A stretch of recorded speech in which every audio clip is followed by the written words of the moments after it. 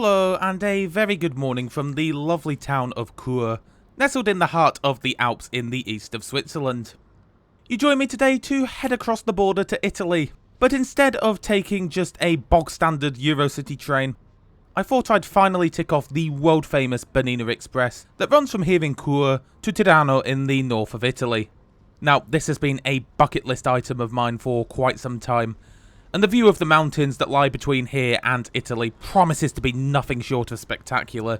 So without further ado, let's head into Chur railway station and see what this train is all about.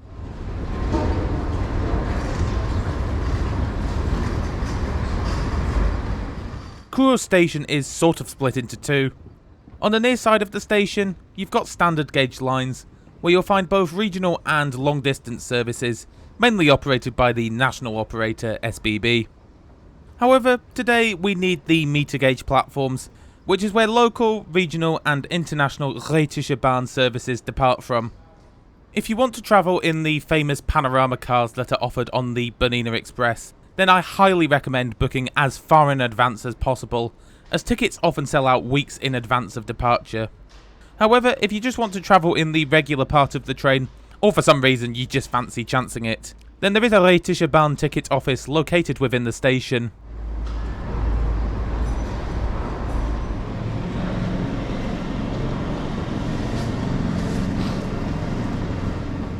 As you make your way up onto the platform, you'll find that the coach numbers for the Panorama cars are already laid out, so that you know exactly where to stand. As you can see, the lines here are quite a bit narrower than their standard gauge counterparts. As I touched on a moment ago, the Bernina Express operates on meter gauge lines, which are quite common in some of Europe's more mountainous regions. Meter gauge is also commonly used throughout the continent on tram networks. Anyway, we've got a little while to wait until our train arrives, affording me the perfect opportunity to say a massive thank you to Soundcore by Anchor for sponsoring this video. Honestly, their brand new Liberty 4 NC earbuds are some of the best earphones I've ever tried. I really wish I'd had them for this Switzerland trip, as some of the trains I took were quite busy and thus noisy. However, the noise wouldn't have been an issue if I'd had the Liberty 4 NC earbuds, as with them I'm able to enjoy up to 98.5% noise cancellation, which is just insane. And this figure has been certified by world-leading regulator SGS. With a new Adaptive Noise Cancellation 2.0, more or less noise cancellation will be applied depending on your ear canals and environment in real time. To test this out for myself, I took them out onto a noisy old Northern Sprinter, and I was really impressed. I could hardly hear the infamously loud Rolls-Royce engines purring away, all while still enjoying the crisp and clear stereo quality audio that the Liberty 4 NCs offer.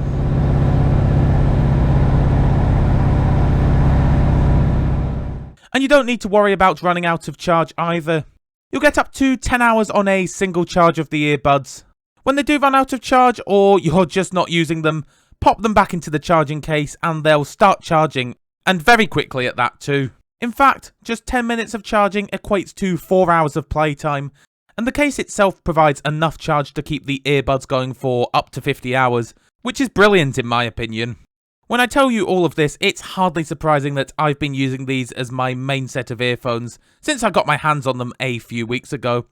So why not join me in shrinking the noise wherever you go with Soundcore Liberty 4 NC? You can click the link at the top of the description and save $20 with their early bird discounts now, and grab yourself a pair of these amazing earphones. And with that, our train is about to arrive, so let's head back to Chur and pick up the trip from there. Here comes our train just now being shunted in from the depot. The rear part of the train consists of these lovely Panorama coaches. These offer both first and second class seating, and are pretty much only used by tourists such as myself. Haulage is provided not in the form of a locomotive, but rather, somewhat unusually, in the form of an electric multiple unit, a Stadler Allegra unit to be precise, with this particular example, which is named after the former alpine ski racer Carlo Jenka, having first entered service in March 2010.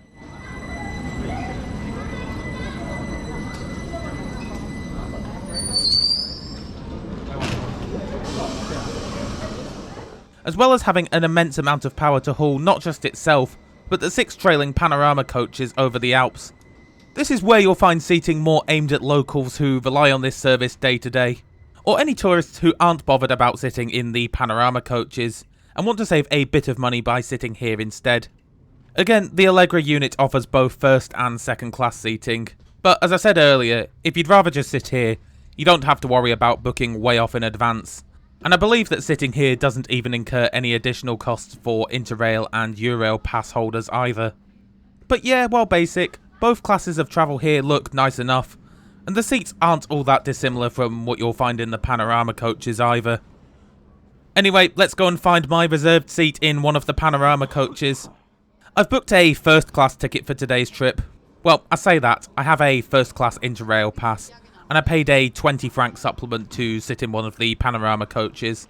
Note that this price only applies if you're travelling off season in winter like I did. If you travel in the high season in summer, then expect to pay up to 26 francs extra for a seat reservation in the Panorama coaches.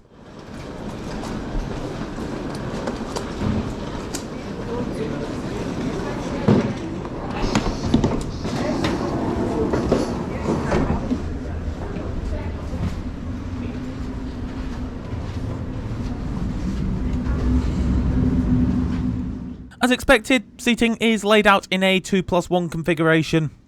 As a solo traveller, it's a bit of a shame to see that all of the seats are arranged in bays of 2 or 4, but I guess that they don't get all that many of us travelling in these coaches, as most people seem to be travelling in pretty large groups.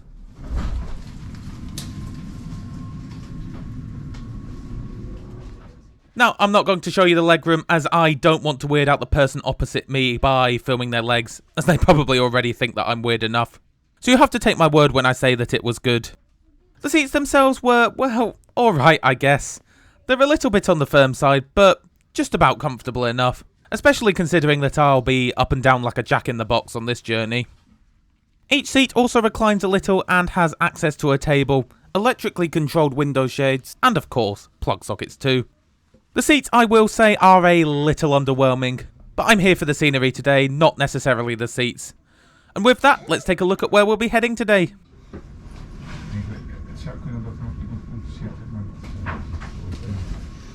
The Bernina Express will see us generally heading southeast, climbing from an elevation of 592 metres, or 1,942 feet in Chur, all the way up to an impressive 2,253 metres, or 7,391 feet, at our summit in Ospizio Bernina. We'll then very quickly descend down to 429 metres, or 1,407 feet, to our terminus in Tirano, Italy. Scheduled travel time today is 4 hours and 21 minutes, and will see us covering a distance of around 145 kilometres, or 90 miles. And we depart Chur for Tirano bang on time at just before 8:30. Bernina Express wünscht Ihnen eine angenehme Reise. Allegra, and welcome on board the Bernina Express. With the town of Chur being nestled in the heart of the Alps itself, it quite literally takes no time at all for the views to get very, very impressive. The great thing about the Bernina Express is that there really isn't a boring bit of it scenery-wise. From start to finish, the views are nothing short of breathtaking. Hier mit dem Vorderrhein aus der Südbahn. Hier trennt sich unsere Linie.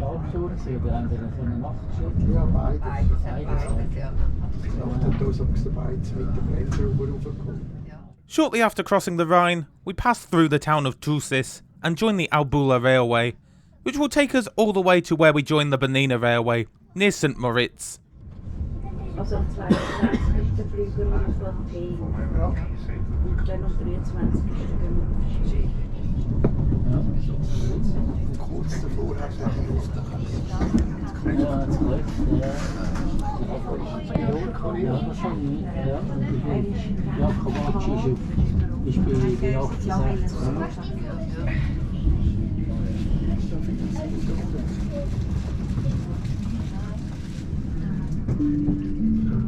In wenigen Minuten fahren wir über den 65 Meter hohen Landwasser Viaduct. Being a tourist train, if you sit in the Panorama coaches, a running commentary plays over the tannoy, so you're pretty much guaranteed not to miss any of the main sights.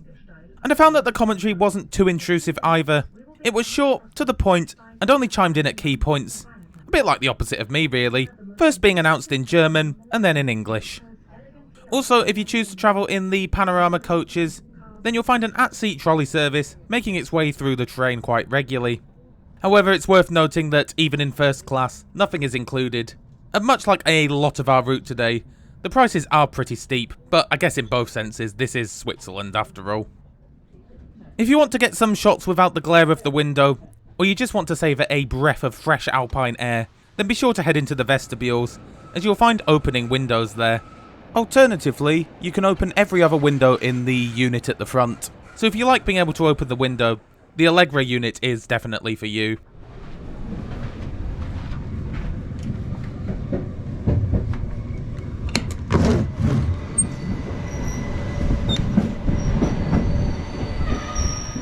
Also in the vestibules you'll find toilets, which come with yet even more views, of sorts that is.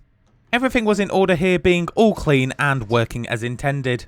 Although I'd expect nothing less given the high ticket prices that are demanded should you want to travel on the Bernina Express. More on that in a bit.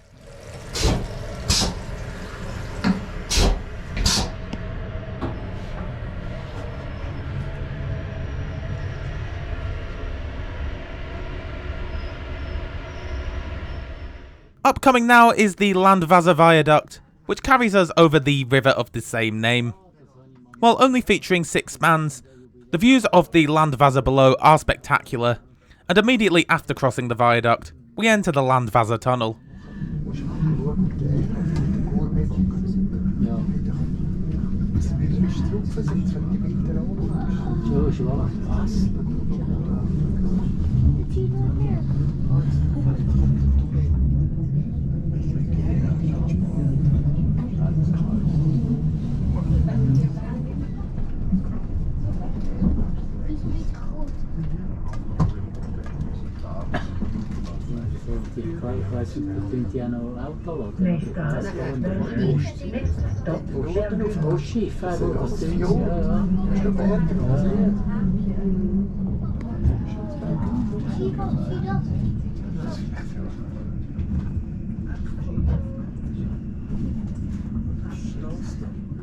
As you can see, signage is now in 2 different languages.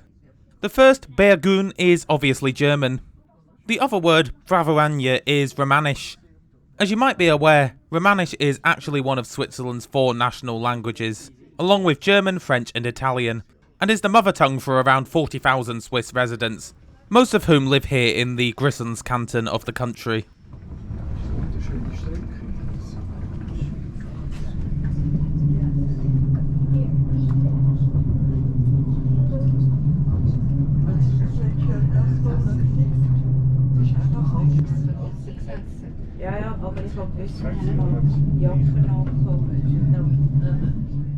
For me, one of the most impressive parts of the Albula Railway is the Rhätische curves, as it's very easy to see here just how quickly we are ascending. The train snakes its way higher through spiral tunnels and crosses the valley from one side to the other. The view from the window becomes disorienting. Shortly after Rhätische, we pass through another series of switchbacks as we continue our climb. After passing through the 5.9km or 3.6 mile long Albula tunnel, which I didn't seem to film, although given it's a tunnel, I'm sure you can use your imagination, we emerge at Spinas.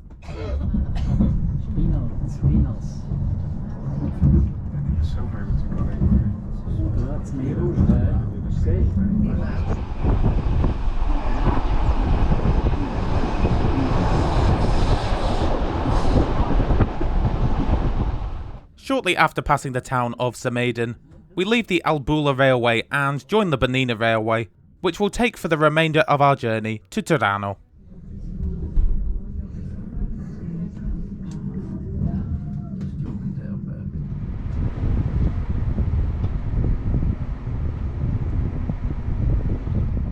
Now, I know that I said all of the scenery is spectacular, but the section between Pontresina and Pozchiavo is just a notch above the rest.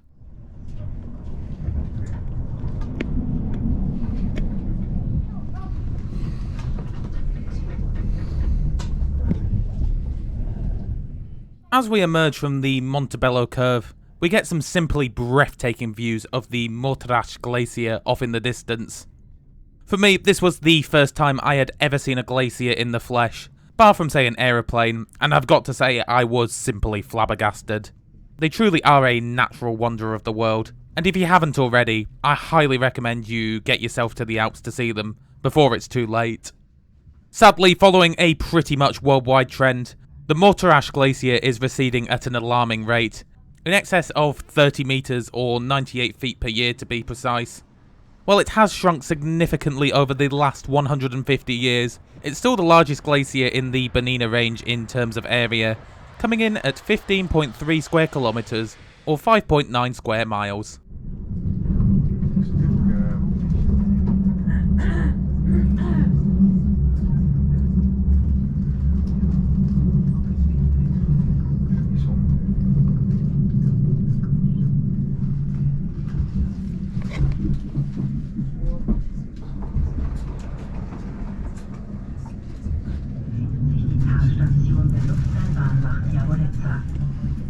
Oase mitten in den Gletschern des Bernina-Massivs. In the direction we are traveling, on the right, you can see the aerial cable car to Diavolezza.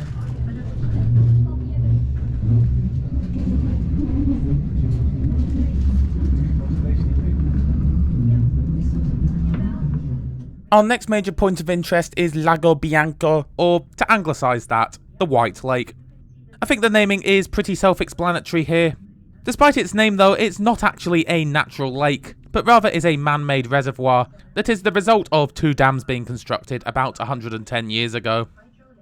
Also, as we pass Ospizio Bernina, which is midway along the lake, we reach the summit of not just our trip today, but the entirety of Europe's conventional rail network, at an elevation of 2,253 metres, or 7,392 feet above sea level.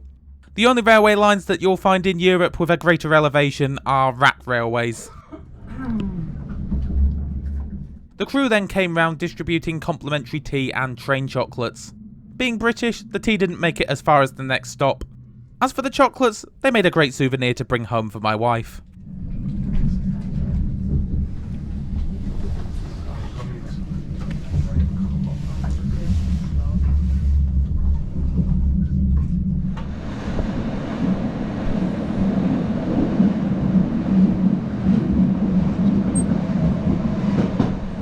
At Alp Grüm, there will be about a 15-minute wait while we wait for an oncoming train to pass. Honestly, I don't know how I'll cope with this hold up when there are views like this. It's a tough old life. If it weren't for the train, Alp Grüm would actually be cut off from the rest of the world during winter, due to the snow. Off in the distance, we can see the Palu Glacier, which runs down the side of the mountain Piz Palu.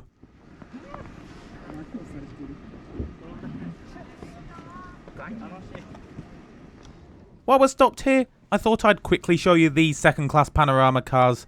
They're pretty much the same as their first-class counterparts, except that obviously the seats are laid out in a 2+2 configuration, as opposed to 2+1. Oh, and if you're wondering, you can bring dogs, such as this lovely husky-esque one on the Bernina Express, although you will need to pay a 25 franc supplement for them. As for other pets, I'm not exactly sure, although I seriously doubt that my cats would enjoy this anywhere near as much as I did. Anyway, here comes the oncoming train. As you can see, we've got quite the descent ahead of us for the next portion of the trip.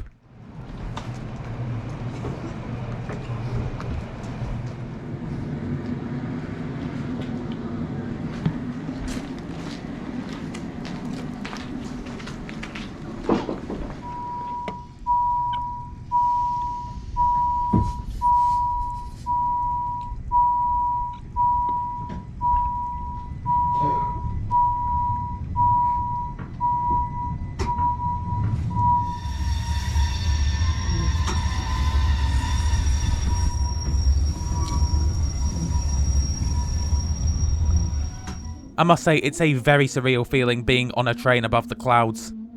After leaving Alp Grüm, we hit the steepest portion of the trip, descending down gradients of up to 7%, which, with once again the exception of rack railways, is one of the steepest sections of conventional railway anywhere in the world.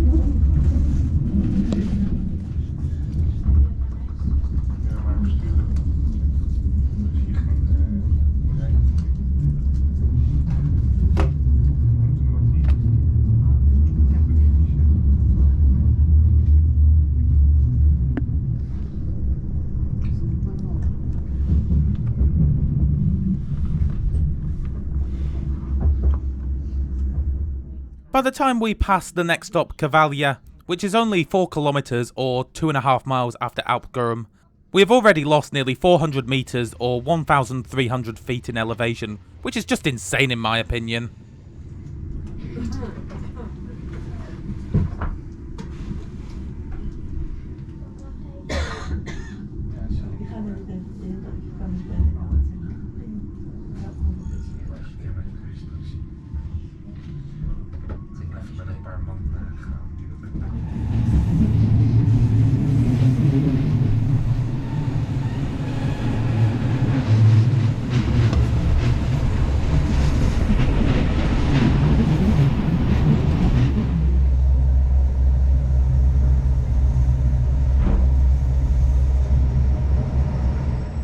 By the time we reach our next calling point in Pozchiavo, we've already lost over half of our elevation, now sitting at 1,014 metres, or 3,327 feet above sea level, meaning since the summit in Ospizio Bernina, we've descended some 1,239 metres, or 4,065 feet, in just 21.3 kilometres, or 13.2 miles. Pretty impressive, huh? After Pozchiavo, it's just a pleasant canter along the Val di Pozchiavo to our final destination, Tirano.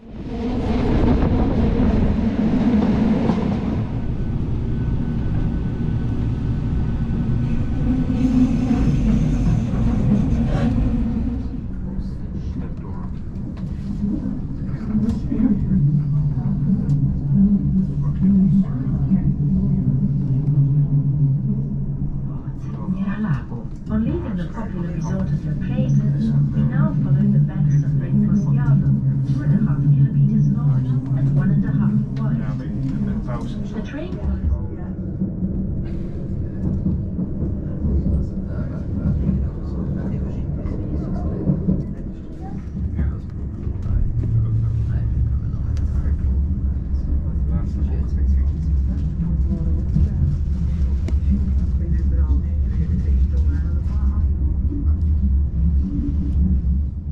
Our last major point of interest today is the aptly named Brusio Spiral Viaduct, which is certainly an interesting piece of infrastructure.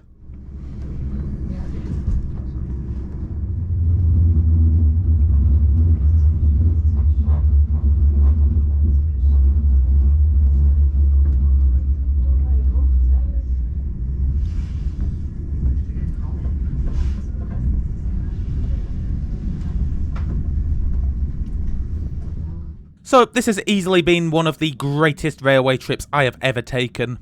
The scenery was just simply breathtaking. To be able to see glaciers from a train and traverse the Alps at over 7,000 feet has been an absolutely immense privilege, and this is truly a train journey that will stay with me for the rest of my life. That said though, I was a bit disappointed by the comfort of the seat. It might seem like a bit of a footnote on this trip report, as I guess this train is more about the views. But when you consider that a first class ticket in the Panorama car will set you back at least 131 francs, you can see why I might be a bit disappointed by the lack of comfort when it comes to the seat. Also, if you're wondering, while the train was nearly full for the most part, seat reservations are mandatory in the Panorama cars, so you'll never be forced to stand here. The amenities though were excellent. Plug sockets, Wi-Fi, an at-seat trolley service, and well-appointed toilets could all be found on board. As for punctuality, we ended up arriving into Tirano on time at just before 10 to 1. As I travelled out of season, there was only one direct train in each direction on the day I travelled, so I haven't got any other services to compare this to. However, the main attraction is of course the scenery, which is second to none. This is easily the most scenic train I have ever taken to date. In my opinion, even surpassing the likes of the California Zephyr and the Coast Starlight in the United States, as well as the West Highland Line in Scotland, all of which are stunningly scenic in their own right. If you want my advice though, if you're just paying for a single ticket, travel in second class in the unit at the front. It's all the same views that you get in the Panorama coach, but you'll make a massive saving, as tickets there will only cost around 31 francs. Also, if you're travelling on an Interrail or Eurail pass like I was, you can travel in the front unit at no extra cost. But yeah, a trip I will easily remember for the rest of my life. However, I am, as always, very keen to hear your opinions on this trip in the comments below.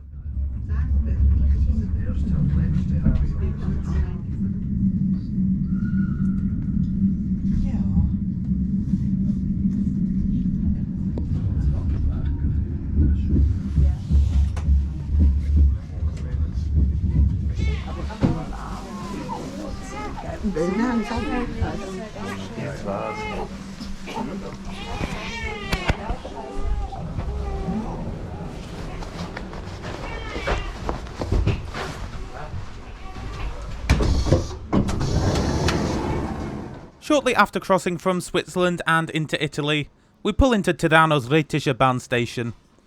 Once you arrive here, you have a couple of options. You can either have a mooch around the town for a couple of hours before returning to Switzerland, or you can do as I'm about to do and head across the square outside the front of the station to the RFI station and catch the regional train into Milan. That's another stunning journey which takes you through the Alpine foothills and along Lake Como, which I covered in its own video a few years ago if you're interested. However, that is all from me this week. I do hope you enjoyed this stunning railway journey. If you did, be sure to drop the video a like, comment, and why not subscribe, as I upload new videos every Friday. If you didn't enjoy it, please let us know what we could do to improve in the future.